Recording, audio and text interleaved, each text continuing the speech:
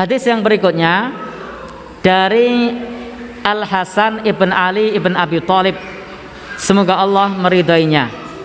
Fa innahu sami'an Nabi sallallahu alaihi wasallam, mendengar Nabi sallallahu alaihi wasallam bersabda, wa hafidha minhu, dan menghafal dari beliau.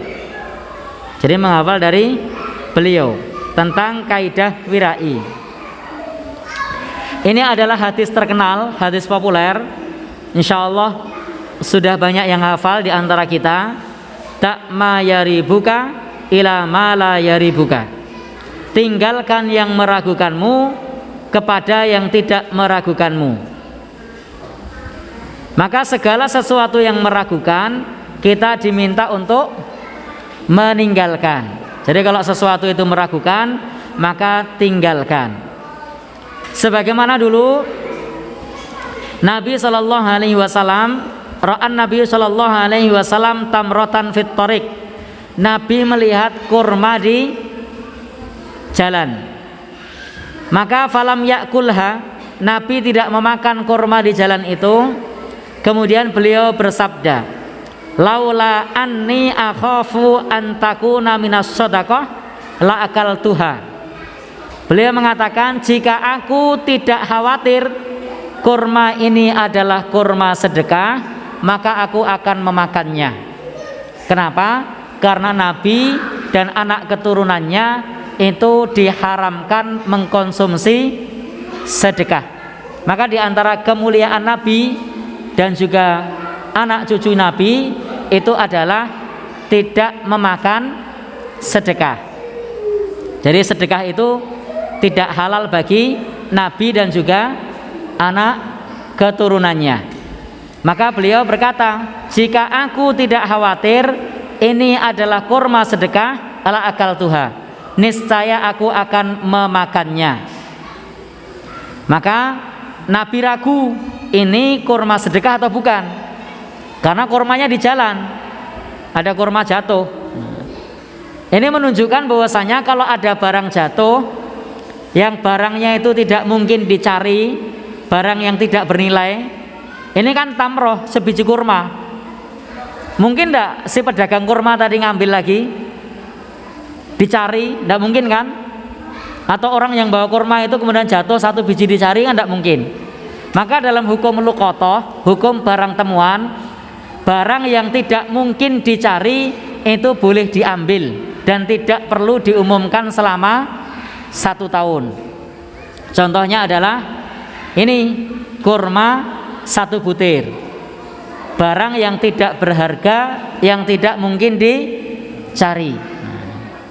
Misalnya lagi apa? Kalau di tempat kita yang orang tidak mungkin nyari, kenapa Pak? Misalnya ada orang bawa barang apa yang kemudian jatuh, tidak mungkin dicari, maka itu tidak perlu diumumkan selama 1 tahun. Baik, Bapak Ibu yang berbahagia yang dirahmati Allah Subhanahu wa taala. Contohnya apa ya? Saya kesulitan nyari contoh barang yang tidak berharga, yang jatuh, yang tidak dicari. Apa? Gayam. Kalau gayam ini urufnya satu tempat dengan tempat lain berbeda, sehingga ini berlakunya hukum uruf, hukum adat, kebiasaan. Oh, biasanya orang sing duwe digoleki ya jangan diambil. Ya. Jadi karena kebiasaannya berbeda. Tapi kalau kebiasaannya tidak diambil ya boleh untuk diambil.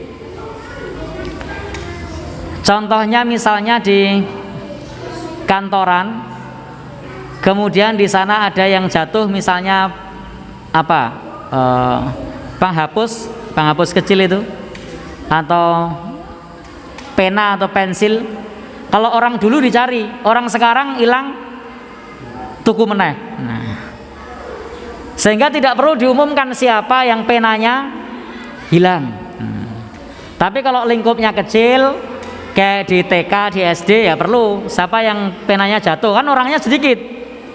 Tapi kalau di kampus yang di situ siswanya ribuan, nemu di tempat parkir ada pena jatuh, atau di depan pintu gerbang kampus satu pena, maka tidak perlu diumumkan telah ditemukan sebuah pena merek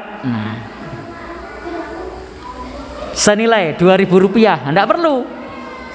Maka yang nemu boleh untuk mengambil, karena ini dalam tempat yang besar yang seperti itu orangnya juga tidak mungkin mencari, dia akan beli lagi. Tapi beda kalau jalan di komplek TK, orangnya kan jelas anaknya itu aja, atau di bangku TPA ya orangnya ini aja, masih mungkin siapa yang penanya jatuh, siapa yang penanya ketinggal. Tapi beda tadi di pintu gerbang di kampus ada satu pena. Pena siapa itu kira-kira? Mau diumumkan ke kelas mana, ke prodi mana, jurusan apa? Nah, baik. Dan bisa jadi kos untuk mengumumkannya lebih mahal daripada barang yang ditemukan. Nah, maka di situ boleh. Kita lanjutkan.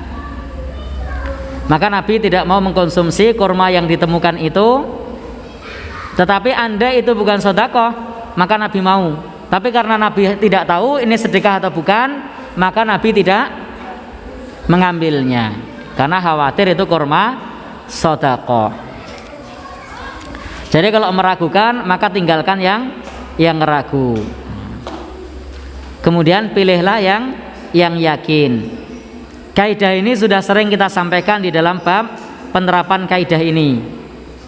Jadi kalau ada yang yakin, pilih yang yakin, tinggalkan yang ragu. Sudah berkali-kali kita bahas kaidah ini. Ketika kita sholat 3 rakaat atau 4 rakaat, 4-nya ragu, 3-nya yakin, berarti kita pilih 3, karena yang 4 ragu. Makan gorengan di angkringan, ini 4 atau 5 ya, kira-kira 4 atau 5? 5.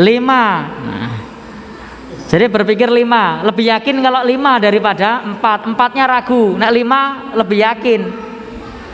Nanti kalau semua berpikir oh 5 papat, bangkrut tukang angkringan. Jadi 5 atau 4 ya sudah, 4-nya ragu, kalau 5 yakin, berarti 5. Nah, karena pentingnya kita untuk meninggalkan keraguan.